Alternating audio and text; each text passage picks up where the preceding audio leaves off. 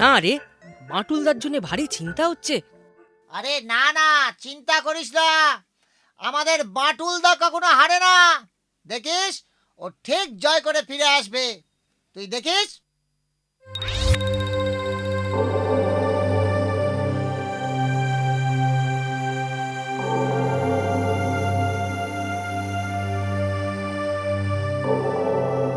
Colonel, আমি আগে শত্রুপক্ষের জেনারেলদের সাথে কথা বলবো, তাতে যদি কাজ না হয় অন্য কিছু ভাবতে হবে।